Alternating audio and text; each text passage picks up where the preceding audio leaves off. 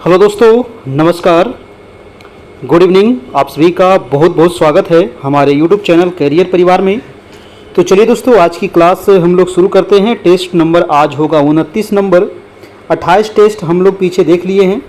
अगर आप पीछे वाला टेस्ट कंप्लीट नहीं किए हैं तो ज़रूर आप जा कर के उसको कंप्लीट कीजिए, क्योंकि वहाँ से आपको क्वेश्चन एग्ज़ाम में पूछे जाने की संभावना है। दोस्तों, सामाजिक विज्ञान और साइंस ये आपका अभी फ़िलहाल टेस्ट चल रही है और डेली जो क्लास हो रही है वो रात में 9 बजे से होती है। टॉप 50 प्रश्न यहाँ पर हम लेकर के आते हैं और ये सारे सवाल आपको एनसीईआरटी पर आधारित है दोस्तों, ठीक है। और ये सहायक शिक्षा विकास पदाधिकारी की फ़िलहाल क्लास चल रही है, जो आपको बिहार में बीईओ की वैकेंसी आने वाली है उसी की। अभी वैकेंसी नहीं आई है, नोटिफिकेशन आपको बहुत जल्द देखने को मिलेगा और जो एग्ज़ाम होगी वो बीपीएससी के द्वारा होगी। ये हमारा नंबर है जहाँ पे आपको सारे मटेरियल प्रोवाइड कराए जाएंगे। इस नंबर पे आप हमारे ग्रुप में जुड़ सकते हैं, इस नंबर से। चलिए आज की क्लास को हम लोग शुरू किया जाए। सभी लोग आ जाइए जी। आज का पहला प्रश्न देखते हैं, है ना। पहला प्रश्न क्या कह रहा है कि मोना लोवा निम्नलिखित में से किसका उदाहरण है। फटाफट सभी लोग इसका जवाब दीजिएगा दोस्तों। मोना लोवा, है ना। मोना लोवा क्या है ना। ज्वालामुखी का नाम सुने होंगे, तो ये ज्वालामुखी है मोना लोवा। और ये किस प्रकार का ज्वालामुखी है दोस्तों, ये पूछ रहा है, क्योंकि ज्वालामुखी 3 प्रकार के होते हैं, सक्रिय है, सुषुप्त है और मृत ज्वालामुखी। तो मोना लोवा जो है दोस्तों, ये है आपका सक्रिय ज्वालामुखी, है ना। याद रखना है, तो इसका आंसर हो जाएगा ए। और एक सवाल पूछेगा कि ये आखिर है कहाँ, तो ये दोस्तों यूएसए के हवाई द्वीप में है ना। मोना लोवा यूएसए के हवाई द्वीप में ये पड़ता है, तो ये आपको याद रखना है। ऑप्शन नंबर ए हो जाएगा। चलिए अगला प्रश्न चलते हैं फटाफट से दोस्तों। आ जाइए, 9 बज गई है ना। 9 बजे से आपकी डेली टेस्ट होती है। भारत में जंगली गधे का प्राकृतिक निवास स्थान कहाँ है, बताइए। बहुत इंपॉर्टेंट सवाल है। भारत में जंगली गधा का प्राकृतिक निवास स्थान, देखिए जंगली गधा तो ऐसे बहुत जगह पाया जाता है, लेकिन प्राकृतिक निवास स्थान पूछ रहा है, तो प्राकृतिक निवास स्थान इसका कौन सा है ना। सबको पता होगा, है ना, क्योंकि ये सवाल काफ़ी चर्चा में रहता है। कच्छ के रण में ये आपको जंगली गधा पाया जाता है दोस्तों। कच्छ के रण, कच्छ का रण कहाँ है, तो ये है आपको गुजरात में, ठीक है। गुजरात में है दोस्तों कच्छ का रण और यहीं पर जंगली गधा पाए जाते हैं। अगला प्रश्न है आपका 3 नंबर। 3 नंबर सवाल कर रहा है कि भारत का सबसे दक्षिणतम बिंदु इंदिरा पॉइंट, इंदिरा पॉइंट जो है इसकी दूरी भूमध्य रेखा से कितनी दूर है। बहुत अच्छा सवाल है ना। कंसेप्चुअल प्रश्न है, इसको थोड़ा सा आप मैप के द्वारा अगर समझते हैं तो अच्छी बात है। ये आपका दक्षिणतम भारत है ना दोस्तों। ये है अंडमान निकोबार द्वीप समूह। ये आपका 0 डिग्री अक्षांश रेखा है, तो 0 डिग्री अक्षांश से हमको पूछ रहा है इंदिरा पॉइंट। इंदिरा पॉइंट है कहाँ, तो भारत, संपूर्ण भारत की सबसे दक्षिणतम बिंदु, ये वाला जो बिंदु है ना, ये वाला बिंदु, यही है आपको इंदिरा पॉइंट। तो यहाँ से लेकर के यहाँ तक की बीच की दूरी कितनी है ये पूछ रहा है। जल्दी से बताइएगा 3 का आंसर क्या होगा, है ना। देखिए अगर इंदिरा पॉइंट की अगर बात करें दोस्तों, अक्षांश विस्तार कितना है, तो 6 डिग्री 4 मिनट इंदिरा पॉइंट का है आपका अक्षांशीय विस्तार। और भारत का जो 6 डिग्री 4 मिनट से लेकर के 37 डिग्री 6 मिनट, है ना, ये आपको भारत का अक्षांशीय विस्तार है उत्तरी गोलार्ध में। और तो ये दूरी पूछ रहा था दोस्तों कितनी होगी, 3 का क्या होगा, 876 किलोमीटर। याद रखना है 876 किलोमीटर है भूमध्य रेखा से लेकर के इंदिरा पॉइंट के बीच की दूरी, ठीक है। याद रखना है 876 किलोमीटर। अगला प्रश्न है आपका प्रश्न नंबर, और भारत का सबसे दक्षिणतम बिंदु भी इंदिरा पॉइंट ही है दोस्तों, ठीक है। संपूर्ण भारत का, है ना। अगर मेन भारत का पूछता कि सबसे दक्षिणतम बिंदु, तो वो कन्याकुमारी है, लेकिन संपूर्ण भारत का पूछेगा तो वो हो जाएगा आपका इंदिरा पॉइंट। अगला प्रश्न है कि अरुणाचल प्रदेश के उत्तर पश्चिम भाग में स्थित दर्रा कौन सा है, बताइए। अरुणाचल प्रदेश के उत्तर पश्चिम भाग में, अरुणाचल प्रदेश जो है ना, ये भारत का सबसे दक्षिणतम, भारत का सबसे पूर्वी राज्य है दोस्तों, है ना। अरुणाचल प्रदेश कहाँ है, अगर आप देखिएगा मैप में, तो ये रहा आपको अरुणाचल प्रदेश, ठीक है। ये वाला एरिया क्या है, अरुणाचल प्रदेश है। और अरुणाचल प्रदेश के कह रहा है कि उत्तर और पश्चिम भाग में कौन सा दर्रा स्थित है। दर्रा मैंने पहले ही बताया, दर्रा किसको कहते हैं, 2 पहाड़ों के बीच की जो भूमि होती है उसी को दर्रा कहते हैं, यानी कि रास्ता। दर्रा मतलब जो पहाड़ों में रास्ता होता है ना, उसको दर्रा कहा जाता है दोस्तों। 2 पहाड़ है इसे, ठीक है, इसके बीच में जो रास्ता है इसी को दर्रा कहते हैं। तो ये दर्रा जो है आपका बोमडीला दर्रा, है ना। बोमडीला दर्रा याद रखना है आपको, ऑप्शन नंबर ए हो जाएगा। और ये जो आपको दिख रहा है दीफू दर्रा, यांगयाप दर्रा दोस्तों, ये सभी भी जो दर्रा है, बोमडिला दर्रा, सब अरुणाचल प्रदेश में ही है ना। तो ये भी कभी कभी पूछेगा कि बोमडिला दर्रा कहाँ है ना, यांगयाप दर्रा कहाँ है, दीफू दर्रा कहाँ है, ये सारे दर्रा अरुणाचल प्रदेश के हैं। अगला प्रश्न है आपको 5 नंबर, कह रहा है कि ब्राह्मणी किसकी सहायक नदी है ना। ब्राह्मणी नदी जो है ये किसकी सहायक नदी है। देखिए ब्राह्मणी नदी जो बहती है दोस्तों, ये उड़ीसा में बहती है ना। ये रहा आपको उड़ीसा राज्य, और ब्राह्मणी नदी जो बहती है ये उड़ीसा में बहती है। ये किसकी सहायक नदी है, तो देखिए उड़ीसा में एक और नदी बहती है, बड़ी नदी, जिसका है नाम महानदी, जिसका क्या नाम है, महानदी। और महानदी की ही सहायक नदी है दोस्तों आपका ब्राह्मणी नदी, है ना। ब्राह्मणी जो है किसकी सहायक है, तो महानदी का है। और महानदी पर ही विश्व का सबसे लंबा बांध भी बनाया गया है, जिसका नाम है हीराकुंड बांध, है कि नहीं।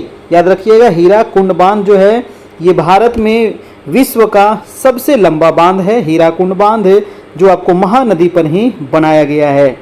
अगला प्रश्न है आपका 6 नंबर।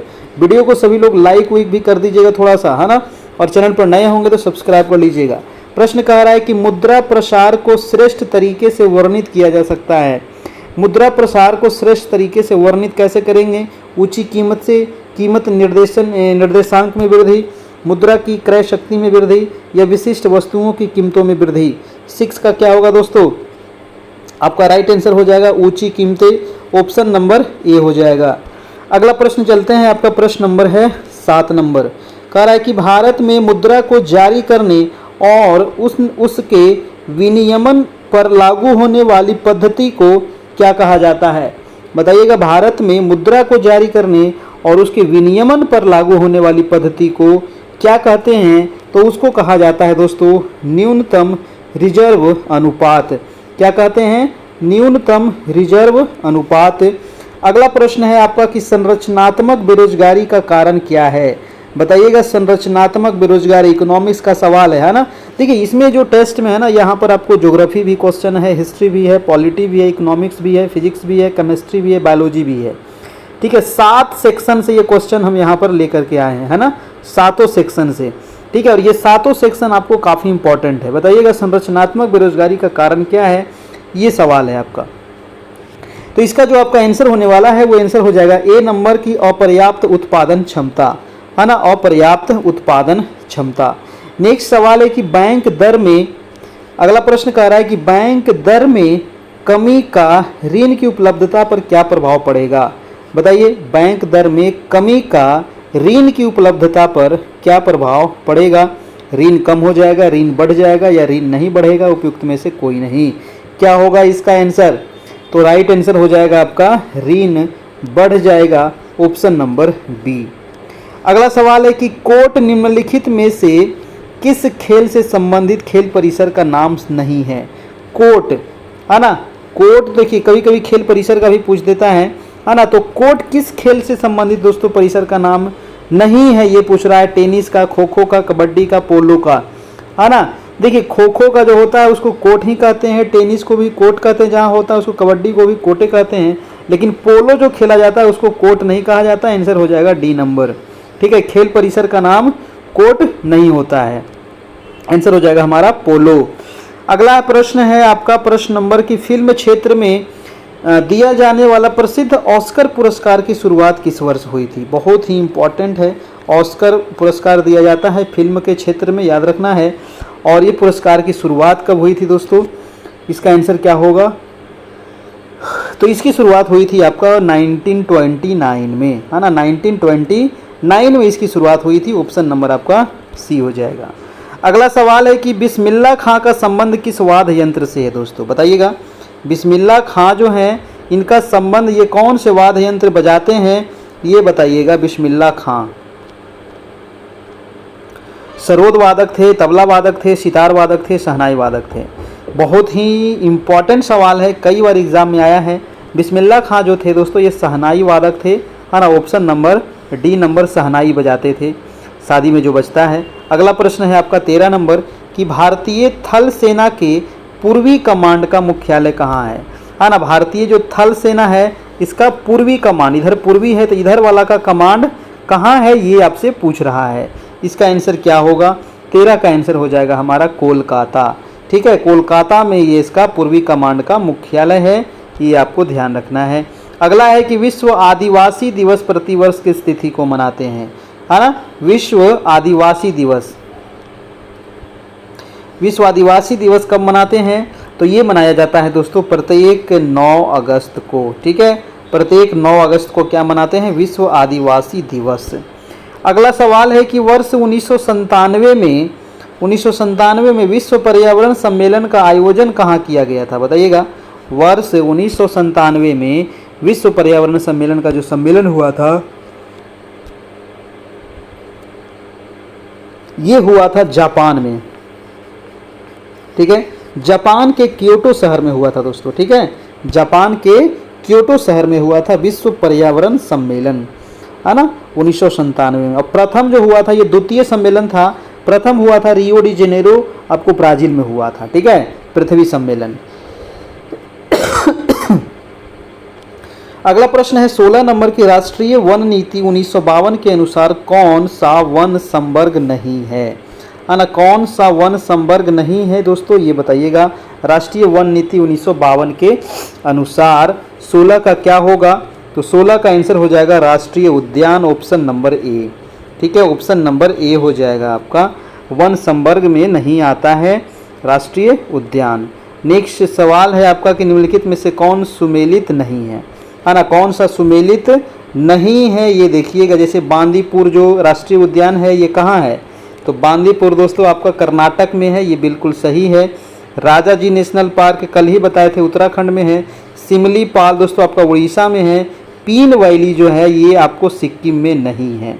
तो पीन वैली है कहाँ भाई, कोई बताएंगे कि पीन वैली जो राष्ट्रीय उद्यान है ये कहाँ है, तो मैं बता देता हूँ, हिमाचल प्रदेश में है। ठीक है, पीन वैली हिमाचल प्रदेश में है, याद रखिएगा। अगला सवाल है आपको 18 नंबर की, कौन सा जैव निम्नीकरणीय है, बताइए। कौन सा जैव निम्नीकरणीय है, क्या होगा, तो जैव निम्नीकरणीय जो है वो आपका रबर है ना। रबर जो है ये जैव निम्नीकरणीय होता है, ऑप्शन नंबर ए।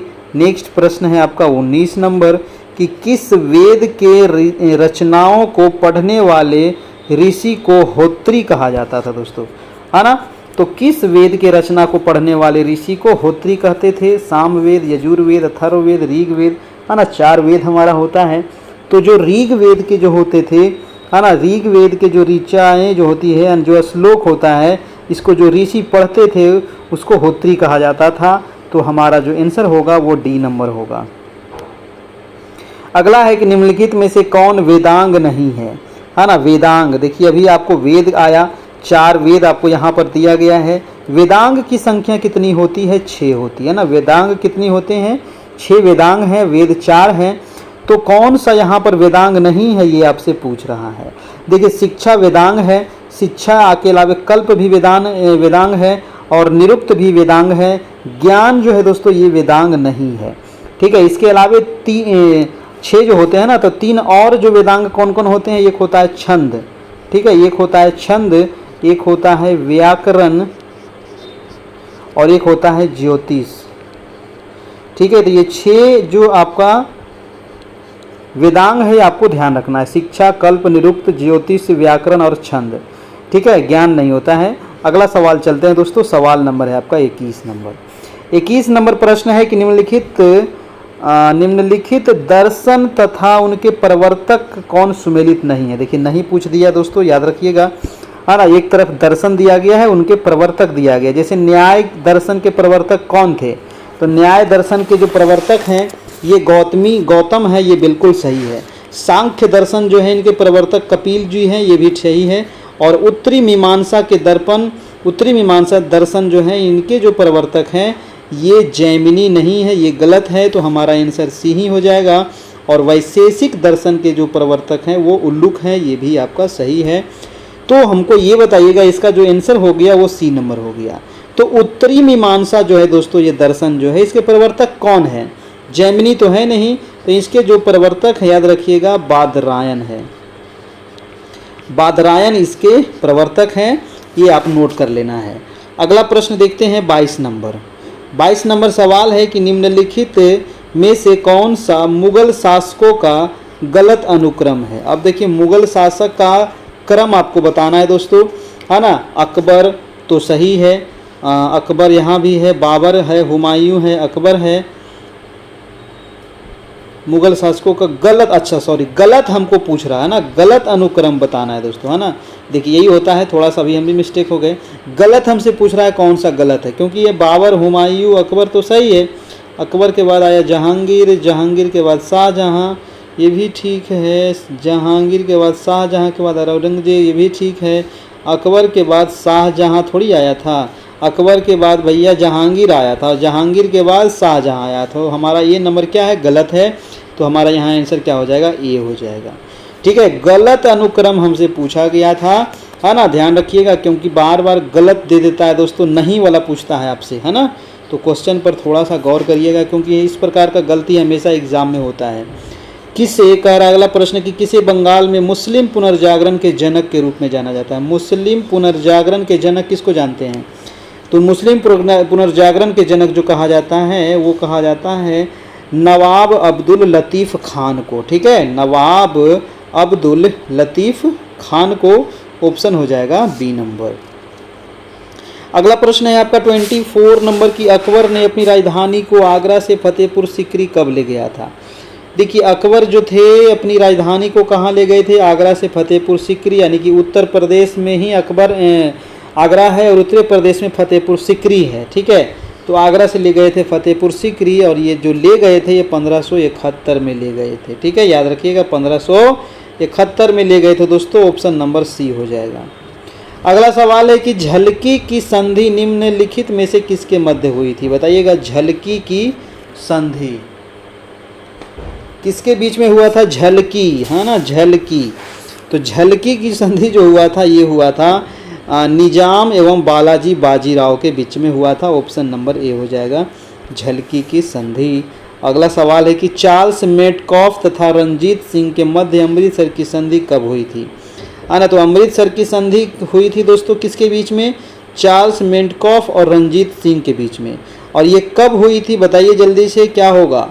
तो ये जो हुई थी आपको संधि, अमृतसर की संधि, ये हुई थी 1809 ईस्वी में। ठीक है, 1809 ईस्वी में ये संधि हुई थी। अगला सवाल देखते हैं 27 नंबर के, 1857 की क्रांति को किसने पूर्णतया सिपाही विद्रोह कहा था, है ना। बताइएगा 1857 की क्रांति को किसने पूर्णतया सिपाही विद्रोह किसने कहा था। तो सिपाही विद्रोह कौन कहा था भाई, डिजराइली कहे थे, टी.आर. होम्स या फिर लॉरेंस एवं सीले। तो ये कहा गया था लॉरेंस एवं सीले के द्वारा सिपाही विद्रोह किसको कहा गया था, तो 1857 की क्रांति को, है ना।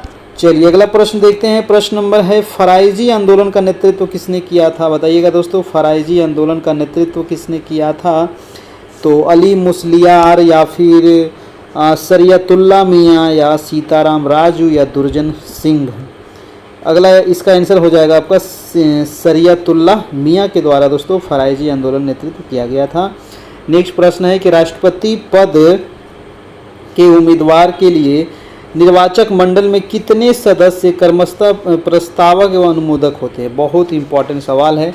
देखिए राष्ट्रपति का जो चुनाव होता है ना, उसमें भारत का नागरिक तो होना ही चाहिए, 35 साल उम्र होना चाहिए, लाभ के पद पर नहीं होना चाहिए, है ना। इसके अलावे जो एक सबसे महत्वपूर्ण जो होता है दोस्तों कि 50 प्रस्तावक होना चाहिए और 50 अनुमोदक होना चाहिए। ठीक है, तो इसका आंसर हो जाएगा आपका आंसर नंबर डी हो जाएगा। ठीक है, ऑप्शन नंबर डी।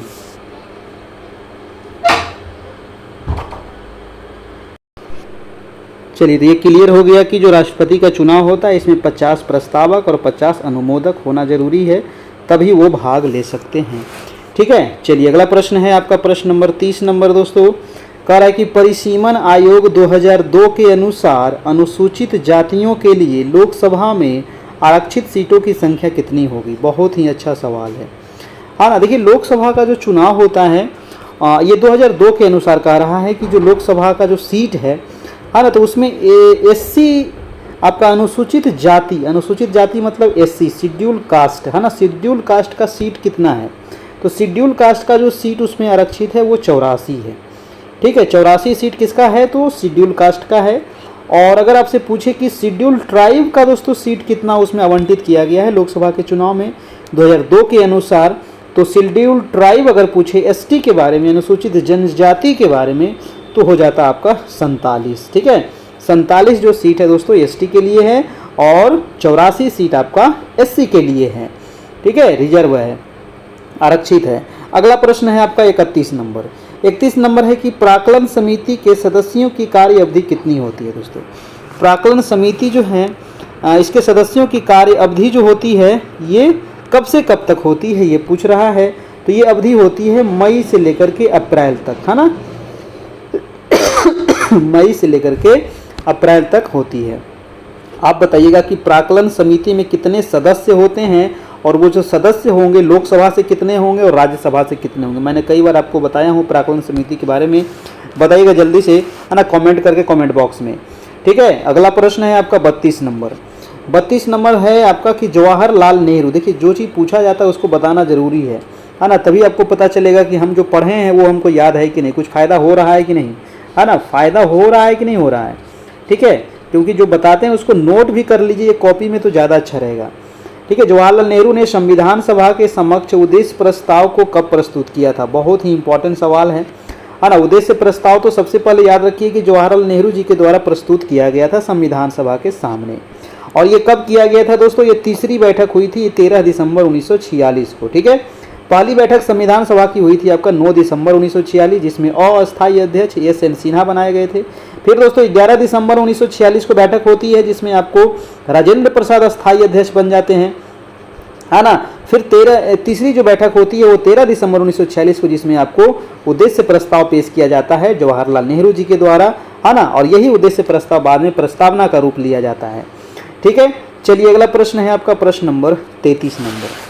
33 नंबर कह रहा है दोस्तों कि विधि निर्माण की प्रक्रिया भारतीय संविधान में किस देश के संविधान से लिया गया। जी हाँ, विधि निर्माण की जो प्रक्रिया है ये कहाँ से लिया गया है, बहुत बढ़िया प्रश्न है, जल्दी बताइएगा। विधि निर्माण की जो प्रक्रिया है दोस्तों ये लिया गया है आपको हमारे ब्रिटेन से। ठीक है, ब्रिटेन से लिया गया है विधि निर्माण की प्रक्रिया, ऑप्शन नंबर डी हो जाएगा।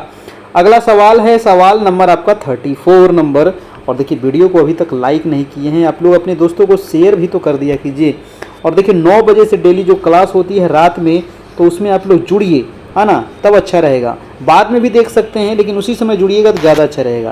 कह रहा है कि किस वाद में सर्वोच्च न्यायालय ने प्रस्तावना को संविधान का अंग नहीं माना था, है ना, कौन सा वो वाद था जिसमें सर्वोच्च न्यायालय ने प्रस्तावना को दोस्तों संविधान का अंग नहीं माना था, है ना। आंसर क्या होगा 34 का आंसर हो जाएगा बेरूबाड़ी वाद। बहुत इंपॉर्टेंट सवाल है ना, ये सवाल आपको बहुत बार एग्जाम में घुमा फिरा के पूछता है। अगला प्रश्न है आपको 35 नंबर कि अल्पसंख्यक वर्गों के हितों का संरक्षण संविधान के किस अनुच्छेद में वर्णित है ना। अल्पसंख्यक वर्ग मतलब जिसकी संख्या कम है ना भारत में, है ना, तो उसके हितों का संरक्षण के लिए किस अनुच्छेद में इसका वर्णन किया गया है, तो उसका वर्णन जो किया गया है वो अनुच्छेद 29-30 में किया गया है। ठीक है, अनुच्छेद 29-30 में उसका वर्णन किया गया है, याद रखिएगा। तो आंसर हो जाएगा हमारा अनुच्छेद 29 से। अगला प्रश्न है आपका 36 नंबर। कौन सा मूल अधिकार दोस्तों विदेशी नागरिकों को प्राप्त नहीं है। जी हाँ, वो कौन सा मूल अधिकार है जो विदेशी नागरिक को प्राप्त नहीं है। बहुत सारे ऐसे मूल अधिकार हैं जो सिर्फ भारतीय नागरिक को प्राप्त है, विदेशी नागरिक को नहीं है। तो कौन सा नहीं है। शोषण के विरुद्ध अधिकार ये विदेशी को प्राप्त है, प्राण दैहिक स्वतंत्रता ये भी तो उसको प्राप्त है ना, और विधि के समक्ष समानता ये भी प्राप्त है। लेकिन अभिव्यक्ति की स्वतंत्रता का अधिकार जो है ये आपको उसको नहीं दिया गया है। विदेशी नागरिक को अगर भारत में आते हैं तो ये वाली स्वतंत्रता नहीं है। अभिव्यक्ति स्वतंत्रता का अधिकार जो है ये अनुच्छेद कितने में है, तो अनुच्छेद, है ना, अनुच्छेद 19 में है दोस्तों। अनुच्छेद 19 के 1 के क में इसका वर्णन किया गया है ना, अनुच्छेद 19 के 1 के क में। ठीक है, चलिए अगला प्रश्न है आपका 37 नंबर। केंद्र तथा राज्यों के मध्य वित्त का विभाजन किसकी संस्तुतियों के आधार पर किया जाता है ना। केंद्र तथा राज्य के मध्य वित्त का विभाजन निम्न में से किसकी संस्तुतियों के आधार पर किया जाता है, तो इसका राइट आंसर हो जाएगा वित्त आयोग, है ना। वित्त आयोग के संस्तुति के आधार पर होता है, ऑप्शन नंबर बी हो जाएगा। 38 नंबर प्रश्न है कि निम्नलिखित में से कौन सा पदार्थ प्रकाश संश्लेषण के दौरान अपचयित होता है। कौन सा जो पदार्थ है वो प्रकाश संश्लेषण के दौरान अपचयित होता है? जल है, ग्लूकोज है, ऑक्सीजन है, कार्बन डाइऑक्साइड है। 38 का हमारा आंसर हो जाएगा कार्बन डाइऑक्साइड। ठीक है, CO2 है ना। CO2 हमारे वायुमंडल में कितना है CO2? तो CO2 की मात्रा है 0.03% है ना। वायुमंडल में कार्बन डाइऑक्साइड की मात्रा है, ध्यान रखिएगा। ऑक्सीजन कितना प्रतिशत है दोस्तों वायुमंडल में? 21% है। ठीक है, चलिए सबसे अधिक आपका नाइट्रोजन है। अगला प्रश्न है 39 नंबर कि सार्वजनिक मूत्रालय से गंध किस गैस के प्रभाव के कारण आता है? जी हाँ, जो सार्वजनिक आपका जो मूत्रालय होता है जहाँ से बहुत तेज गंध आता है ना, तो वो गैस किसके वजह से आता है दोस्तों? तो वो आता है आपको अमोनिया के वजह से। ठीक है, अमोनिया NH3 के वजह से वो गैस आपको आता है। ऑप्शन नंबर हो जाएगा सी नंबर। चलिए अगला प्रश्न है आपका प्रश्न नंबर 40 नंबर कह रहा है कि निम्न में से कौन प्राकृतिक गैस का मुख्य घटक है? बहुत इंपॉर्टेंट सवाल है। प्राकृतिक गैस का मुख्य घटक पूछ रहा है, तो सबसे मुख्य घटक क्या होता है गैस का?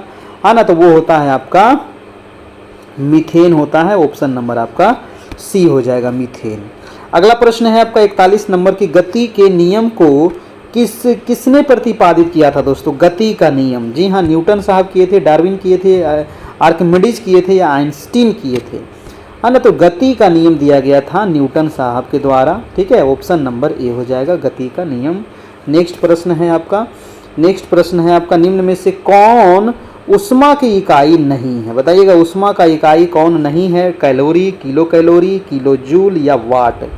तो उष्मा की इकाई जो नहीं है वो वाट नहीं है, क्योंकि वाट किसकी इकाई है? वाट है दोस्तों आपका शक्ति का, है ना। आपके पास अगर ज़्यादा शक्ति है तो आप किसी का भी वाट लगा सकते हैं। ठीक है, तो ये वाट जो है ये शक्ति का मात्रक है, याद रखना है। ठीक है, चलिए अगला प्रश्न है आपका 43 नंबर। कह रहा है कि एक सुरंग में 100 वाट क्षमता वाले 5 लगातार बल्ब 20 घंटे तक जलाए जाते हैं तो कुल विद्युत लागत कितनी होगी? है ना, ये कह रहा है दोस्तों 100 वाट क्षमता का कितना है? तो 5 गो बल्ब है और ये कितना देर जल रहा है? 20 घंटा जल रहा है। तो कुल विद्युत लागत कितना होगा ये बताइएगा। तो कुल विद्युत लागत जो होगा वो होगा आपका 10 यूनिट। ठीक है, 10 यूनिट होगा आपका। ऑप्शन नंबर बी हो जाएगा। नेक्स्ट सवाल है आपका सवाल नंबर 44 नंबर। 44 कह रहा है दोस्तों कि लोहे पर जंग लगने से उसके भार पर क्या प्रभाव पड़ता है? जी हाँ, लोहा को अगर खुला में छोड़ दीजिएगा पानी में तो उसमें तुरंत जंग लग जाएगा। ठीक है, और जब जंग लगेगा तो उसके भार पर क्या प्रभाव पड़ेगा? तो भार पर प्रभाव क्या पड़ेगा जल्दी से बताइएगा, है ना। बहुत बार ये सवाल पूछा है, तो भार बढ़ जाएगा। क्या होगा? भार बढ़ जाता है, भार। ठीक है, चलिए भाई अगला प्रश्न देखते हैं। प्रश्न नंबर है आपका 45 नंबर। 45 नंबर सवाल कह रहा है, 1 मिनट। 45 नंबर सवाल कह रहा है कि ब्रेसिका कंप्रेस्टिस किस पौधे का वनस्पतिक नाम है? है ना, बताइएगा दोस्तों। ब्रेसिका कंप्रेस्टिस जो है ये किस पौधे का वनस्पतिक नाम है? तो ये है आपको जो नाम वनस्पतिक नाम सरसों का वनस्पतिक नाम है। कभी कभी वनस्पतिक नाम भी आपको पूछता है।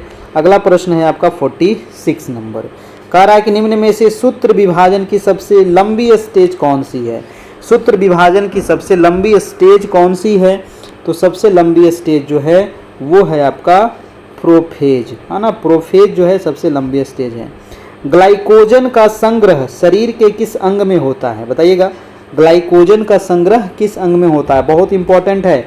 यकृत में होता है, तिल्ली में होता है, यकृत और तिल्ली दोनों में होता है, या फिर ए और बी दोनों हो जाएगा। आंसर क्या होगा? यकृत और पेशी है, ऑप्शन नंबर सी में। तो दोस्तों ग्लाइकोजन का जो संग्रह होता है वो यकृत और पेशी होता है। ऑप्शन नंबर आपका सी हो जाएगा। ठीक है, यकृत तथा पेशी दोनों में होता है। चलिए नेक्स्ट सवाल है कि शरीर के लिए एंजाइम बहुत आवश्यक है, क्यों? एंजाइम बहुत जरूरी है हमारे बॉडी के लिए, क्यों आवश्यक है? तो शरीर का संरचनात्मक भाग है, या ऊर्जा प्रदान करता है, या जीव रासायनिक क्रियाओं का उत्प्रेरक है, या तंत्रिका क्रियाओं का नियंत्रण करता है? क्या होगा इसका आंसर? तो इसका जो राइट आंसर हो जाएगा वो हो जाएगा आपका सी नंबर। ठीक है, कि जीव रासायनिक क्रियाओं के उत्प्रेरक हैं दोस्तों। ठीक है, नेक्स्ट सवाल है आपका 49 नंबर। और 49 नंबर प्रश्न कह रहा है कि कार्बोहाइड्रेट पाचन के अंतिम उत्पाद क्या होता है? बहुत इंपॉर्टेंट सवाल है। कार्बोहाइड्रेट के पाचन के अंतिम उत्पाद जो होता है ये क्या होता है? ये होता है आपको मोनोसैकेराइड्स। ठीक है, मोनोसेक्राइड्स होता है, ऑप्शन नंबर आपका सी हो जाएगा। और अगला सवाल है कि यूरिया का निर्माण शरीर के किस अंग में होता है ना, बहुत इंपॉर्टेंट सवाल है। यूरिया का निर्माण दोस्तों होता है विकृवृक, यकृत, अग्नाशय या छोटी आंत, ये होता है यकृत में, यानी लीवर में आपका होता है, ऑप्शन नंबर बी हो जाएगा। चलिए, तो ये महत्वपूर्ण 50 प्रश्न थे। अब कुछ वन लाइनर महत्वपूर्ण सवाल देख लेते हैं, है ना। तो चलिए देखते हैं दोस्तों कुछ वन लाइनर, जैसे कि पूछेगा कि अलकनंदा और भागीरथी नदी का संगम। देखिए, अलकनंदा, यही दो नदियां हैं, अलकनंदा नदी और भागीरथी नदी, है ना, जिसको मिलने के बाद इसका नाम पड़ता है आपको गंगा। और ये दोनों नदी कहाँ मिलती है? देवप्रयाग में। और देवप्रयाग कहाँ है दोस्तों? उत्तराखंड में है। ठीक है, उत्तराखंड में ये दोनों नदी, इधर से आती है भागीरथी नदी और इधर से आती है अलकनंदा नदी, और ये दोनों मिल जाती है देवप्रयाग में। और जब यहाँ से आगे बढ़ती है तो इसको पड़ता है नाम गंगा। ठीक है, याद रखिएगा। चलिए, अगला प्रश्न कह रहा है दूसरा नंबर कि देवप्रयाग के बाद अलकनंदा एवं भागीरथी को जाना जाता है गंगा। अभी आपको बता दिए। गंगा नदी भारत के मैदानी भाग में कहाँ से प्रवेश करती है? बहुत इंपॉर्टेंट है ना, बहुत इंपॉर्टेंट प्रश्न है। तो हरिद्वार के बाद, जैसे ही दोस्तों ये हरिद्वार में प्रवेश करती है तो ये हरिद्वार मतलब ये मैदानी भाग में प्रवेश कर रही है। ठीक है, तो सबसे पहले गंगा नदी जो है भारत के मैदानी भाग में कहाँ प्रवेश करती है? तो हरिद्वार के निकट। गंगा नदी को बांग्लादेश में क्या कहते हैं? तो पद्मा कहते हैं। और ब्रह्मपुत्र नदी को बांग्लादेश में आपको जमुना कहते हैं। और ब्रह्मपुत्र नदी को तिब्बत में आपको सांगपो कहते हैं। ये सब सवाल आसान आसान है, आपको पता ही होगा, है ना। अगला प्रश्न है कि अलकनंदा और भागीरथी नदी का जो संगम है वो देवप्रयाग, अभी बता दिए। अलकनंदा और मंदाकिनी नदी कहाँ पर मिलती? संगम मतलब क्या होता है? मिलन। तो ये दोनों नदी कहाँ मिलती है? तो रुद्रप्रयाग में मिलती है। और अलकनंदा और पिंडार नदी कहाँ मिलती है? कर्णप्रयाग में। और धौली गंगा और विष्णु गंगा कहाँ मिलती है? विष्णुप्रयाग में। तो ये चारों प्रयाग दोस्तों आप जरूर याद रखिएगा, है ना। ये कौन कौन नदी से मिलती है, कहाँ पर मिलती है, ये बहुत ही इंपॉर्टेंट है, याद रखना। ये PDF इसका हम भेज देंगे ग्रुप में, है ना। ये नंबर भी दिया गया है जहाँ आपको सारे मटेरियल मिल जाएंगे। अभी मात्र इसमें 399 चार्ज है। इसी नंबर पे आपको फ़ोन पे, गूगल पे आपको करके भेजना होगा, उसके बाद ही आपको सब मिल पाएगा। चलिए, आपको देख लेते हैं दोस्तों। एक तरफ नदी है, एक तरफ उद्गम है, एक तरफ सहायक नदी है। बहुत बहुत इंपॉर्टेंट, एक जगह सारे नदियाँ को दे दिया गया है और सब नदी का उद्गम दे दिए हैं। उसकी कौन कौन सहायक नदी है वो भी दे दिए हैं। जैसे कि सिंधु नदी कहाँ से निकलती है? मानसरोवर झील। मानसरोवर कहाँ है? तिब्बत में। इसकी सहायक कौन कौन है दोस्तों? झेलम, चेनाब, रावी, ब्यास, सतलज। 5 नदी दोस्तों इसकी सहायक है, सिंधु की, सतलज, चेनाब, रावी, ब्यास, झेलम, है ना। ये झेलम, चेनाब, रावी, ब्यास, सतलज, ये क्रम से मैंने आपको बताया था। झेलम है, फिर चेनाब है, फिर रावी है, फिर ब्यास है, सतलज है। ठीक है, चलिए अगला है गंगा नदी। तो गंगा की जो कहाँ से निकलती है? तो गोमुख हिमानी से निकलती है और इसकी सहायक है यमुना, गंडक, बागमती, रामगंगा आदि। देखिए, ऐसा नहीं कि जितनी सहायक दिया गया इतना ही है, ये मेन दिया गया है ना, ये मेन है। इसके अलावा और भी बहुत सारी इसकी नदियाँ सहायक नदी है, छोटी छोटी नदियाँ बहुत सारी है ना। वो चीज़ आपको ज़्यादा याद रखने की जरूरत नहीं है, जितना आपको दिया गया बस उतना ध्यान रखिए।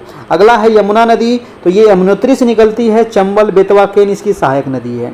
कोसी नदी गोसाई थान से निकलती है।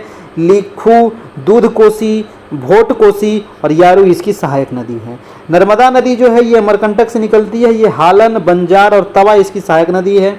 ब्रह्मपुत्र नदी निकलती है दोस्तों मानसरोवर झील। चेमा युंगडुंग ग्लेशियर से निकलती है ना, याद रखिएगा, चेम युंगडुंग ग्लेशियर से निकलती है और ये भी तो आपको तिब्बत में ही है। मानस है, तिस्ता है, सुबनश्री है, दिवांग, लोहित, बहुत सारी नदियाँ इसकी सहायक नदी है, याद रखिएगा। महानदी जो है ये सिहावा से निकलती है दोस्तों। सिहावा है आपको छत्तीसगढ़ में और इसकी ब्राह्मणी और वैतरणी इसकी सहायक नदी है। इसके अलावा है आपकी नदी कृष्णा नदी। ठीक है, तो कृष्णा नदी निकलती है महाबलेश्वर कहाँ है? महाराष्ट्र में। ठीक है, महाबलेश्वर की पहाड़ी से निकलती है। पंचगंगा, दूध गंगा, घाट प्रभा, माल प्रभा, मूसी, भीमा, तुंगभद्रा इसकी क्या है? सहायक नदी है, ये आप याद रखना है। गोदावरी नदी जो है ये दोस्तों कहाँ से निकलती है? त्र्यंबकेश्वर पहाड़ी से निकलती है और त्र्यंबकेश्वर की जो पहाड़ी है दोस्तों ये पड़ता है आपको नासिक में और नासिक है आपको दोस्तों महाराष्ट्र में। यहीं से निकलती है आपको गोदावरी नदी जो दक्षिण भारत की सबसे लंबी नदी है ना। इसकी सहायक नदी कौन कौन सी है? वेनगंगा, पेनगंगा, मंजीरा, सबरी, वर्धा, प्राणहिता इसकी सहायक नदी है, याद रखना है। और एक जो महत्वपूर्ण नदी है वो कावेरी नदी है, वो ब्रह्मगिरी पहाड़ी से निकलती है। भवानी, अमरावती और हेमावती ये इसकी सहायक नदी है। देखिए ये कुछ प्रमुख नदियां दिया गया था, इसके अलावा और भी नदी है, वो मैं क्वेश्चन आता है तो उस समय आप लोग को बताते चलते हैं। अब जो अगला जो प्रमुख वन लाइनर है वो है आपका प्रमुख जल संधि। जल संधि क्या होता है दोस्तों, है ना, जल संधि मैंने कल बताया था, दो बड़े जलीय क्षेत्र, है ना, एक पतले से जल के रास्ते से जुड़े हो, उसी को कहते हैं जल संधि। ठीक है, तो चलिए जल संधि के बारे में इसको कंप्लीट कर देते हैं। बस इतना जल संधि आपको बता रहे हैं, इतना ही याद रखना है, काम हो जाएगा। 8 डिग्री चैनल ये मालदीव और मिनिकॉय को जोड़ता है। 9 डिग्री चैनल ये लक्षद्वीप और मिनिकॉय को जोड़ता है। 10 डिग्री चैनल लघु अंडमान और कार निकोबार को जोड़ता है। डंकन पास जो है लघु अंडमान और दक्षिण अंडमान। कोको चैनल ये कोको द्वीप और उत्तरी अंडमान। पाक स्ट्रेट तमिलनाडु श्रीलंका को जोड़ता है। ठीक है, चलिए अगला है मन्नार की खाड़ी। तो मन्नार की खाड़ी जो है ये तमिलनाडु और श्रीलंका को जोड़ता है। ठीक है, तो ये कुछ प्रमुख जो चैनल जल संधि है याद रखना है दोस्तों। ठीक है, और ये भारत के जल संधि थे, विश्व वाला भी आप लोग को हम करवाएंगे, टेंशन न लेना है। भारत की सबसे बड़ी तटीय जो झील है वो है आपका चिल्का झील। और चिल्का जो झील है दोस्तों ये भारत में सबसे बड़े खारे पानी की भी झील आपका यही है ना। सबसे बड़े मीठे पानी का झील अगर कहे तो वुलर झील, ये है जम्मू कश्मीर में वुलर, और चिल्का झील है आपको उड़ीसा राज्य में। भारत की सबसे बड़ी कृत्रिम झील कौन सी है तो वो है गोविंद बल्लभ पंत सागर झील, है ना। गोविंद बल्लभ पंत सागर जो झील है ये सबसे बड़ी कृत्रिम झील है ना, इसको बनाया गया है। भारत में सबसे अधिक ऊंचाई पर स्थित झील कौन है तो चोलामू झील, है ना। भारत में अगर पूछ रहा है तो चोलामू झील सबसे ऊंचाई पर है। और अगला प्रश्न है आपको कि भारत में ज्वालामुखी उद्गार द्वारा निर्मित झील कौन सा है, वो है लोनार झील। लोनार झील कहाँ है दोस्तों, ये है महाराष्ट्र में। और ये कैसे बना है तो ज्वालामुखी उद्गार से बना है। अगला है कि हैदराबाद और सिकंदराबाद के बीच कौन सा झील है तो वो है हुसैन सागर झील, है ना। हैदराबाद सिकंदराबाद के बीच में है। लोकटक झील बहुत इंपॉर्टेंट है, कहाँ है, मणिपुर में है। और बेम्बनाड झील कहाँ है, केरल में है। ये सारे महत्वपूर्ण झील थे। इसके अलावा और भी झील हैं, लेकिन जो महत्वपूर्ण था वो आप लोग को कराया गया। फिर आगे टेस्ट में भी तो आप लोग को करवाते रहते हैं, है कि नहीं। तो ये रहा आज का महत्वपूर्ण टेस्ट। कैसा लगा दोस्तों, अच्छा लगा है कि नहीं लगा है ना। अच्छा लगा है तो आप लाइक कर दीजिएगा, चैनल पर नए हैं तो सब्सक्राइब कर लीजिएगा। और ग्रुप में आप लोग नहीं जुड़े हैं अभी तक तो जुड़ जाइएगा दोस्तों। ठीक है, ग्रुप में ही आपको सभी सब्जेक्ट का नोट्स है, PDF है, आपको सारे सब्जेक्ट का टेस्ट भी वहाँ पर हो रहा।